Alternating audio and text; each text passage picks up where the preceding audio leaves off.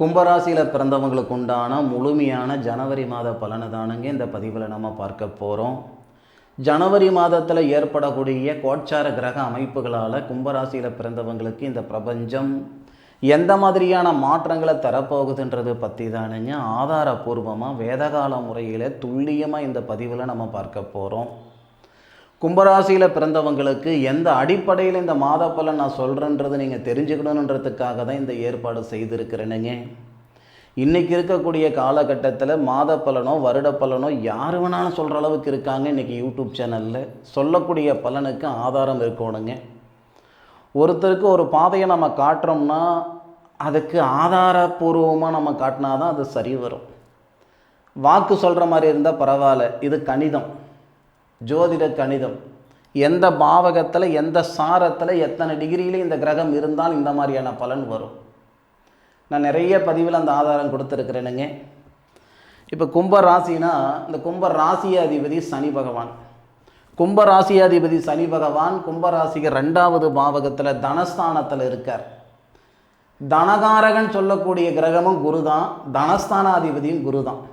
அப்போ சனி பகவான் தனஸ்தானத்தில் தனஸ்தானாதிபதியுடைய சாரம் புரட்டாதி நட்சத்திரம் சொல்லக்கூடிய குபேரர் அவதரித்த நட்சத்திரம் குரு பகவானுடைய நட்சத்திரத்தில் இருக்க, குரு பகவான் உங்கள் ராசிக்கு 5வது பாவகத்தில் இருந்து உங்கள் ராசியை பார்க்கிறார். அற்புதமான தருணம்.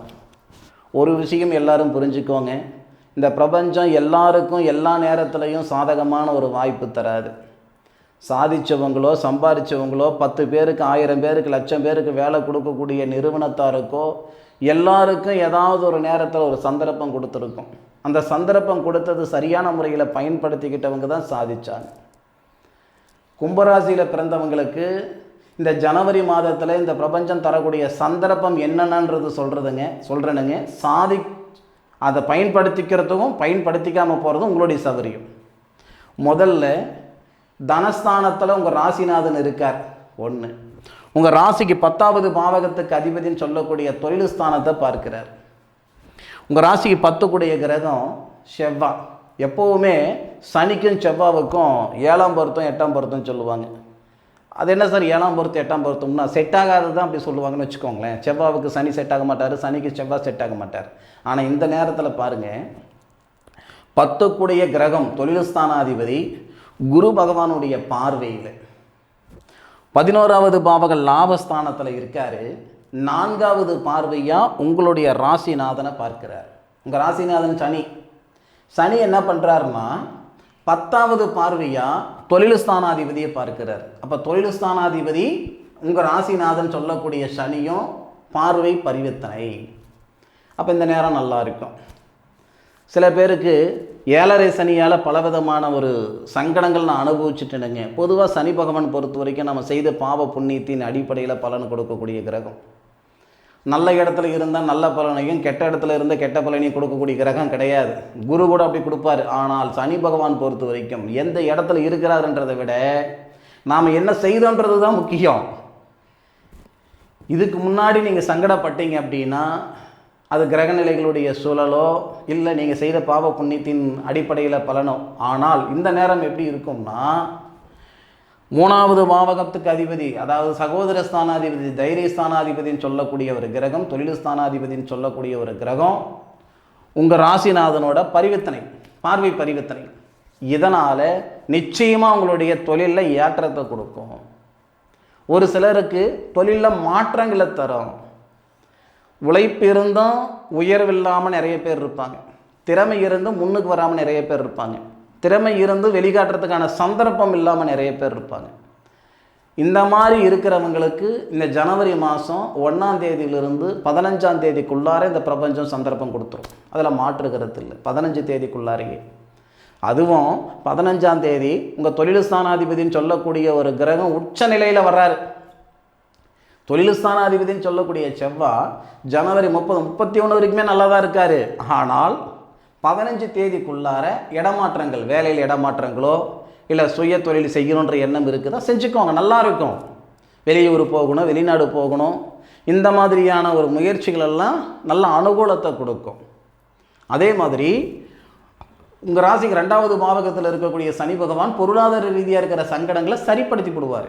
19 தேதிக்குள்ளார, ஜனவரி மாதம் 19 தேதிக்குள்ளார கழுத்து பிடிக்கிற அளவுக்கு கடன் பிரச்சனை இருக்குதுனே, பணப்பிரச்சனை இருக்குதுனே, இருக்கலாமா இருக்க வேணாமான்ற மனநிலையில் நான் இருந்துக்கிட்டு இருக்கிறேன்.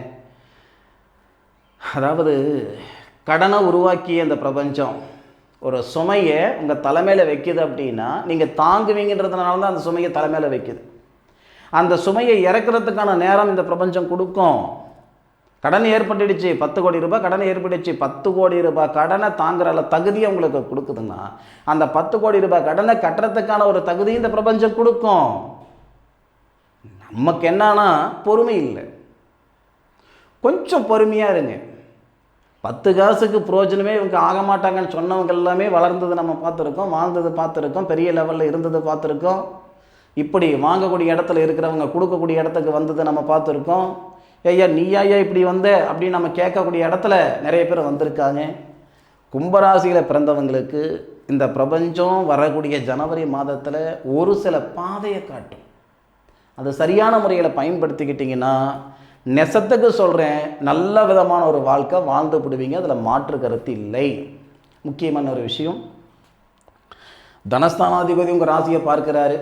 அதனால் பொருளாதார ரீதியாக இருக்கிற சங்கடங்கள் சரியாயிடும், படிப்பில் இருக்கிற சங்கடங்கள் சரியாயிடும்.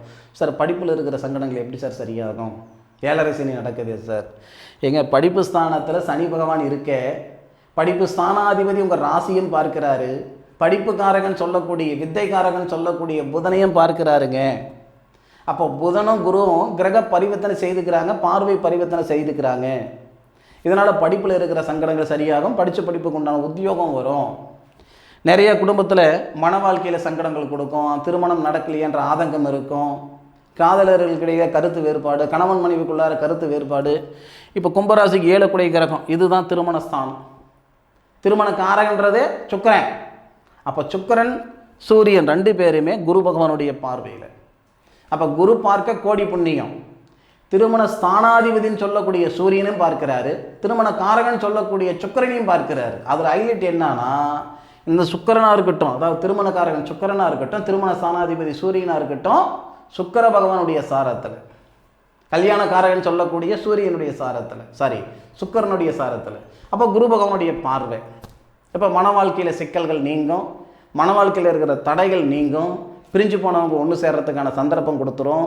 இந்த 2026 நிறைய பேருடைய வாழ்க்கையில் மாற்றங்கள் ஏற்படுத்தும். வருடக்கணக்காக திருமணத்தில் தடைகள் இருக்குது, நாகதோஷம், செவ்வாய் தோஷம், தாரதோஷம், அந்த தோஷம், இந்த தோஷம், எதுவாக இருந்தாலும் சரி இந்த நேரத்தில் சூரியன் கண்ட பனித்துளி போல் நீங்கிவிடும். அதே மாதிரி கும்பராசியில் பிறந்தவங்களுக்கு புத்திரஸ்தானாதிபதி யார்? புதன் தானே. புத்திரகாரகனும் புத்திரஸ்தானாதிபதி கிரக பரிவர்த்தனை, அதனால் குழந்தை பாக்கியம் ஏற்படுத்தும். சார் நீங்கள் பாட்டில் இஷ்டத்துக்கு சொல்லிகிட்டே போகிறீங்க சார், நான் சொன்னதில் எதுங்க ஆதாரம் இல்லாமல் இருக்குது.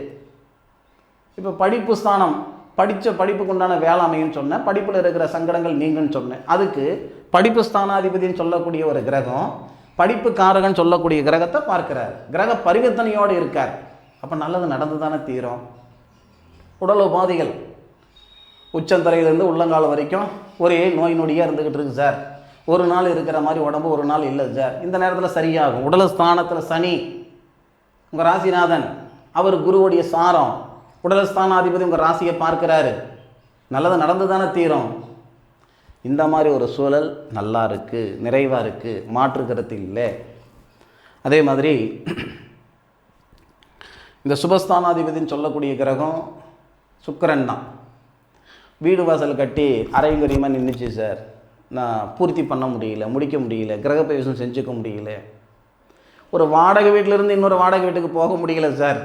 இந்த மாதிரியான மன அழுத்தம் எல்லாம் இந்த நேரத்தில் சரியாகும்.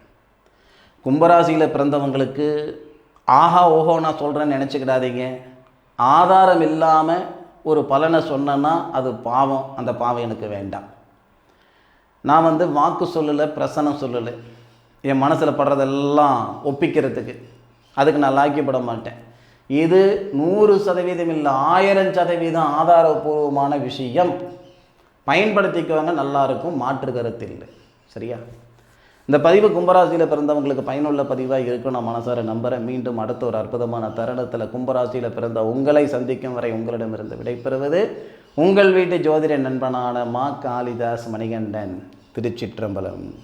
வாழ்க வையகம், வாழ்க வளமுடன்.